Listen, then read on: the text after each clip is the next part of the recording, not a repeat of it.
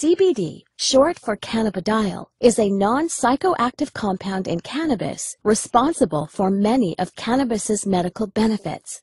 On the other hand, THC, short for tetrahydrocannabinol, is the psychoactive compound in marijuana that causes the high associated with cannabis use. They are two completely separate cannabinoids, which are a class of chemical compounds that interact with special receptors in our body called cannabinoid receptors.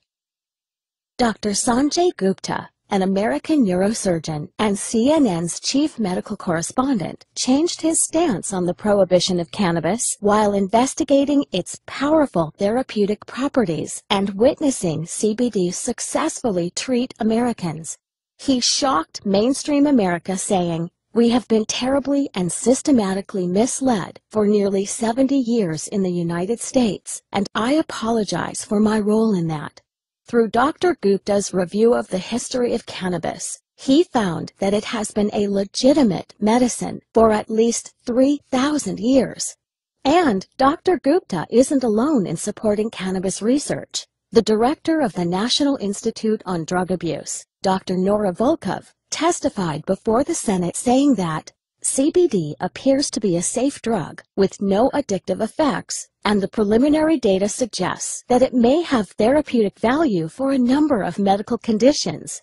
Research has shown that CBD can influence many conditions and bodily functions, including inflammation, neuropathic pain, autoimmune disease, energy regulation, metabolism, reproductive function, appetite, depression, anxiety, and even cancer. But how can one cannabinoid affect so many bodily processes without causing adverse side effects?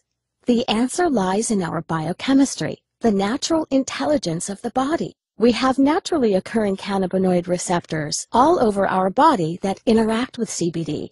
We have these receptors because our body is constantly making its own cannabinoids. These receptors and cannabinoids make up most of our endocannabinoid system, or ECS.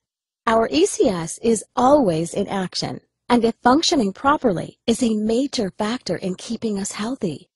Many doctors now think that some people suffer from an endocannabinoid imbalance, known as clinical endocannabinoid deficiency, or CED. People suffering from CED may benefit by supplementing with cannabinoids such as CBD. CBD is the most abundant cannabinoid in hemp, a cannabis crop the federal government allowed individual states to legalize in the 2014 Farm Bill.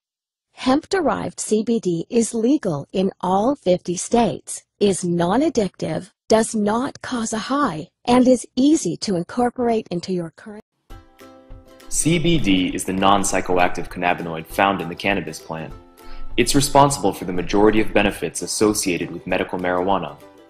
If you've heard Dr. Sanjay Gupta on CNN talking about medical marijuana for small children with epilepsy, then you've heard about CBD. In addition to epilepsy, the therapeutic potential of CBD is currently being explored for a number of health problems, including anxiety disorders, substance use disorders, Alzheimer's, Crohn's disease, schizophrenia, cancer, chronic pain, inflammatory diseases, PTSD, and more.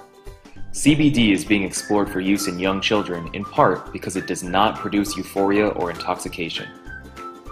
CBD has a remarkable safety profile. Scientific studies have reported chronic use of CBD in doses up to 1,500 milligrams have been well tolerated in humans. In fact, the United States Department of Health and Human Services has a patent on CBD for its powerful antioxidant and neuroprotective effects. NeoCanna is truly the new standard in CBD delivery.